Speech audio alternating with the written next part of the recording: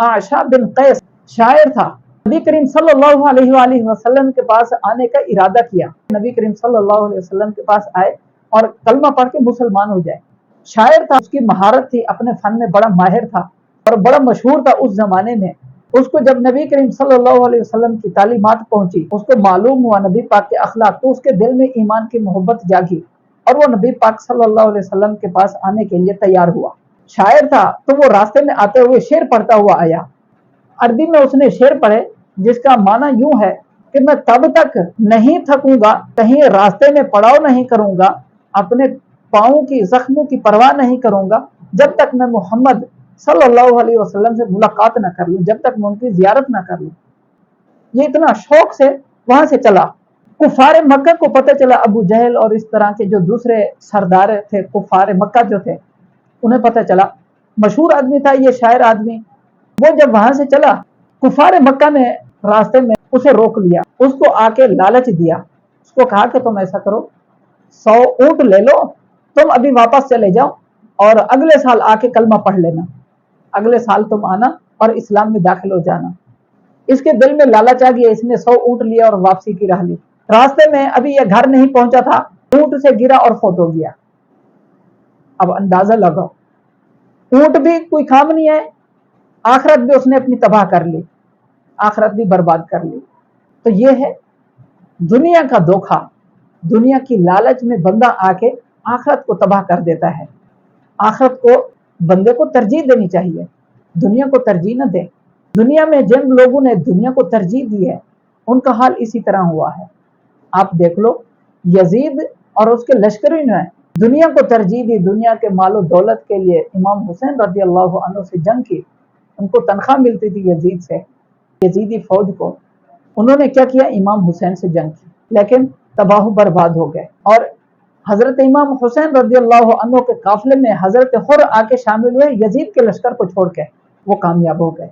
इसी तरह इब्न साद, वो रे की हुकूमत के लालच में इमाम हुसैन रज़ी अल्लाह अन्हु पे जुल्म किया, वो भी लालच में उसने किया, ना उसको हुकूमत मिली, ना उसके दुनिया काम आई और ना उसके आखिरत बनी, किसी काम नहीं आया।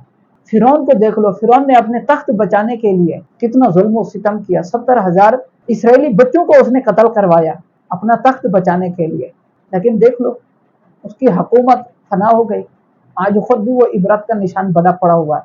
इसी तरह नमरूद को देख लो, जो खुद को खुदा कहता था, अल्लाह ताला ने उसको मच्छर से मरवा दिया, और मच्छर भी वो जो लागर कमजोर, अपने एक पांव से माजूर था।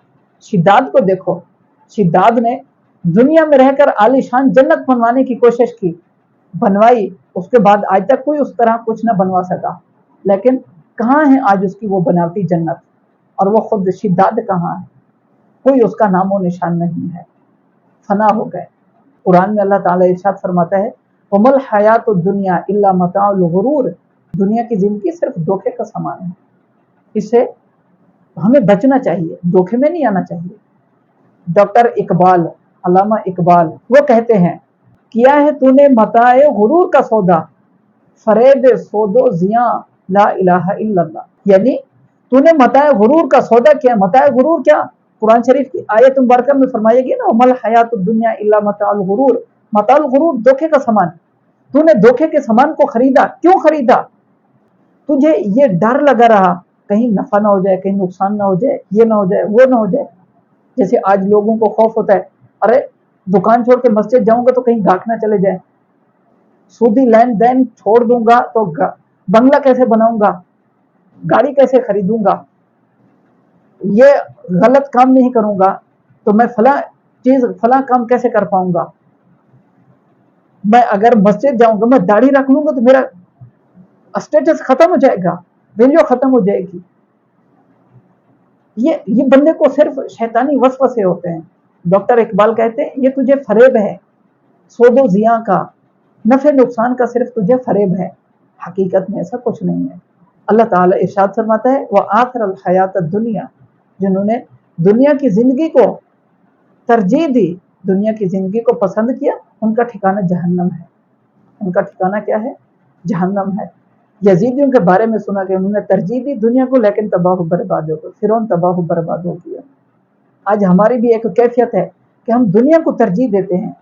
آج ہم دیکھتے ہیں کہ لوگ دنیا کمانے کے لیے بہر ملکوں تک چلے جاتے ہیں، لیکن اپنے علاقے کی مسجد میں نہیں آتے نماز پڑھنے، غیر قانونی طریقے سے جاتے ہیں، سمندروں سے ان کی لاشیں واپس آتی ہیں، ڈوب جاتے ہیں، کشتیاں ڈوب جاتی ہیں، لیکن پھر بھی لالچ ہے دنیا کا کہ ہم نے دنیا کمانی ہے، غیر قانونی طریقے سے جاتے ہیں اور دنیا کمانے کے لیے بہر ملکوں کا سفر کرتے ہیں، دنیا کمانے کے لیے اپنے محلے کی مسجد میں نماز کے لیے نہیں آتے۔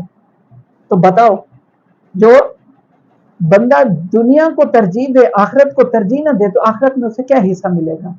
آخرت کے لیے اس نے تیاری ہی نہیں کی۔ قرآن شریف میں اللہ فرماتا ہے عالمت نفس ما قدمت واخرت، قیامت کے دن ہر شخص جان لے گا کہ اس نے آگے کیا بھیجا ہے اور پیچھے اس نے کیا چھوڑا ہے۔ اللہ تعالی ہمیں تلقین کرتے ہوئے ارشاد فرماتا ہے یا ایھا الذین آمنوا اتقوا اللہ ولتنظر نفس ما قدمت لغد، اے ایمان والو اللہ سے ڈرو اور ہر شخص یہ دیکھے کہ اس نے آگے کے لیے کیا چھوڑا ہے، اس نے آگے کے لیے کیا بھیجا ہے آخرت کے لیے۔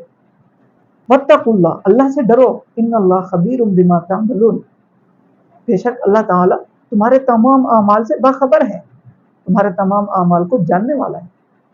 تو بہرحال دنیا کو ہم ترجیح نہ دیں، آخرت کو ہم ترجیح دیں۔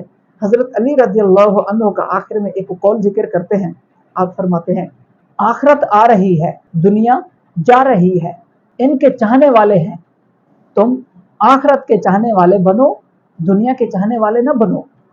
آج عمل کا دن ہے، حساب نہیں، کل حساب کا دن ہوگا، عمل نہیں۔